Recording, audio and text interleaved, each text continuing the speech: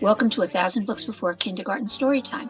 I'm Lisa Springer, Children's Librarian at the Kate Waller Barrett branch of the Alexandria Library, and this is my friend Alligator. And today we're celebrating the season of love. It's almost Valentine's Day, so here are books about hugs and kisses, and my favorite song to sing to someone you love. Are you ready? Allie and I are ready. Here we go.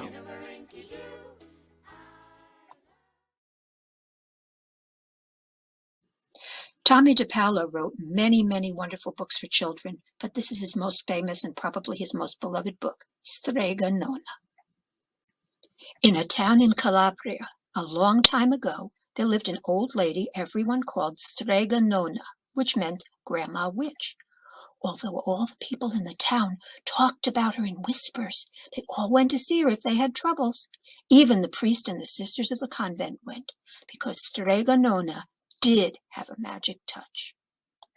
She could cure a headache with oil and water and a hairpin. She made special potions for the girls who wanted husbands, and she was very good at getting rid of warts. But Strega Nona was getting old, and she needed someone to help her keep her little house and garden, so she put up a sign in the town square. And Big Anthony, who didn't pay attention, went to see her. "Anthony," said Strega Nona, "you must sweep the house and wash the dishes. You must weed the garden and pick the vegetables. You must feed the goat and milk her, and you must fetch the water. For this I will give you 3 coins and a place to sleep and food to eat." "Oh, grazie," said Big Anthony. "The one thing you must never do," said Strega Nona, "is touch the pasta pot. It is very valuable, and I don't let anyone touch it." "Oh, si, yes," said Big Anthony. And so the days went by. Big Anthony did his work, and Strega Nona met with the people who came to see her for headaches and husbands and warts. Big Anthony had a nice bed to sleep in next to the goat shed, and he had food to eat. One evening, when Big Anthony was milking the goat, he heard Strega Nona singing. Peeking in the window, he saw Strega Nona standing over the pasta pot. She sang, "Bubble, bubble, pasta pot, boil me some pasta nice and hot. I'm hungry and it's time to sup. Boil enough pasta to fill me up." And the pasta pot bubbled and boiled and was suddenly filled with steaming hot pasta. Then Strega Nona sang, "Enough, enough, my pasta pot. I have my pasta nice and hot. So simmer down my pot of clay until I'm hungry another day." "How wonderful!" said Big Anthony. "That's a magic pot for sure." But too bad for Big Anthony, because he didn't see Strega Nona blow 3 kisses to the magic pasta pot. And this is what happened.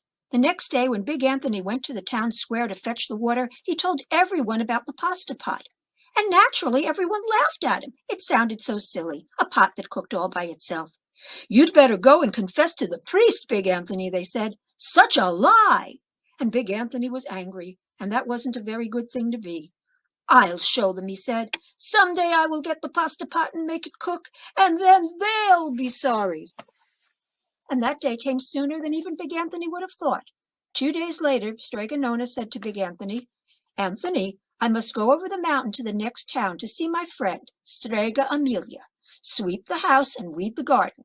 Feed the goat and milk her, and for your lunch there are some bread and cheese in the cupboard. And remember, don't touch the pasta pot." "Oh, yes, yes, Strega Nona," said Big Anthony. But inside he was thinking, "My chance has come." As soon as Strega Nona was out of sight, Big Anthony went inside, pulled the pasta pot off the shelf, and put it on the floor. "Now let's see if I can remember the words," said Big Anthony. And Big Anthony sang, "Bubble, bubble, pasta pot, boil me some pasta nice and hot. I'm hungry and it's time to sup. Boil enough pasta to fill me up." And sure enough, the pot bubbled and boiled and began to fill up with pasta.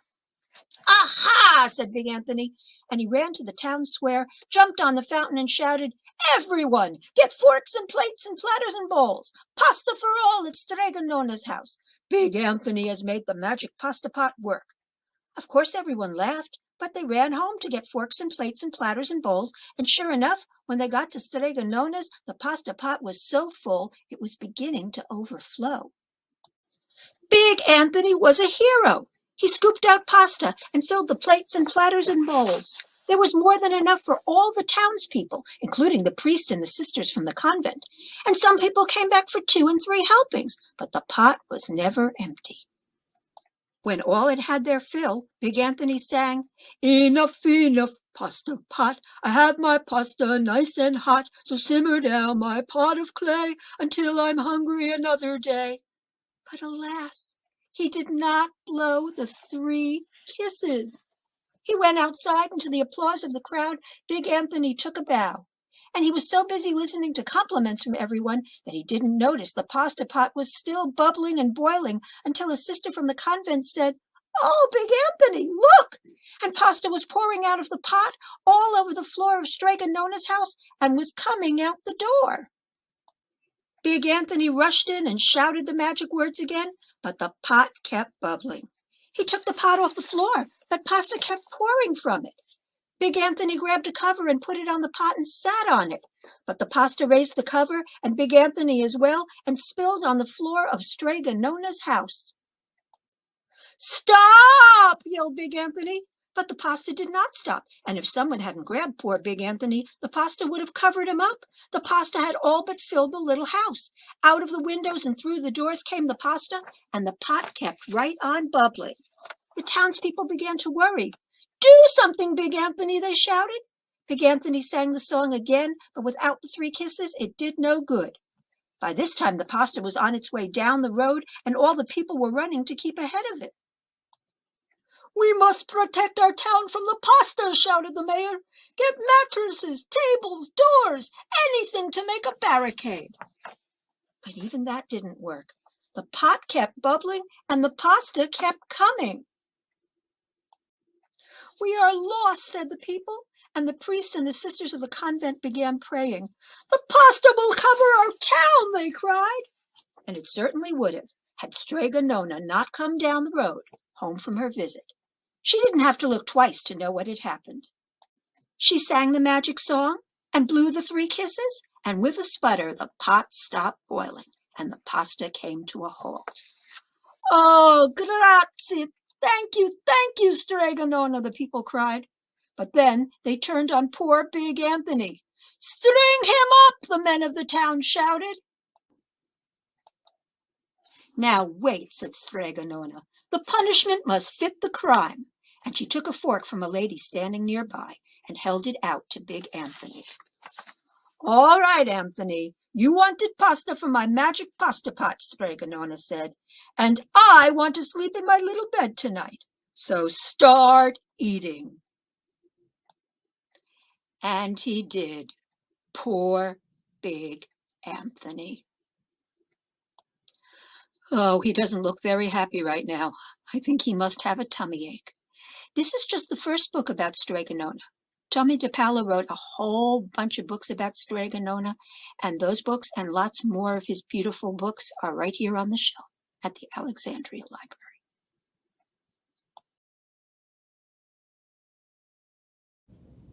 Sharon Lois and Bram, the great Canadian kids folk singers, said this was the sweetest love song they knew, and they sang it at the end of every episode of their television show, The Elephant Show.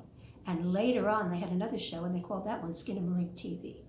I sometimes sing this with my ukulele, but today we're just going to sing it and do the hand gestures. Skinamarink-a-dink-a-dink, skinamarink-a-doo. I love you. And then in the middle you go, I love you in the morning and in the afternoon. I love you in the evening underneath the moon. I bet you can do it. If you've never done it before, just follow me. Skinamarink-a-dink-a-dink, skinamarink-a-doo. I love you. Skinamarink-a-dink-a-dink, skinamarink-a-doo. I love you. I love you in the morning and in the afternoon. I love you in the evening underneath the moon. Skinamarink-a-dink-a-dink, skinamarink-a-doo. I love you. We'll sing it again. Oh, skinamarink-a-dink-a-dink, skinamarink-a-doo. I love you. That's how you sing it. Skinamarink-a-dink-a-dink, skinamarink-a-doo. I love you. 'cause you're my sunshine. I love you in the morning and in the afternoon. I love you in the evening underneath the moon. Oh, oh, oh, skin-a-ma-rink-a-dink-a-dink, skin-a-ma-rink-a-doo. I love you, I really mean it. I love you, you're great singers. I love you, really I do. Go sing that song to somebody you really, really love. Well done. If the artwork in this book looks familiar, it's by Jane Chapman, who also illustrates Karma Wilson's Bear stories. This book is by her husband, Tim Warnes, and it's called Daddy Hug.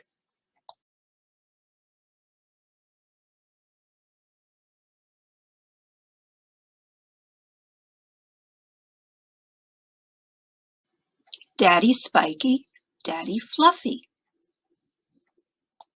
Daddy Dirty, Daddy Scruffy. Daddy Giant, Daddy Jiggle. Bouncy Daddy, Happy Giggle. Daddy Slow, Daddy Creaky. Daddy Scurry, Daddy Sneaky. Daddy Buzz, Daddy Bumble. Hungry Daddy, Tummy Rumble. Daddy Squeak, Daddy Chirp, Daddy Hiccup, Daddy Burp.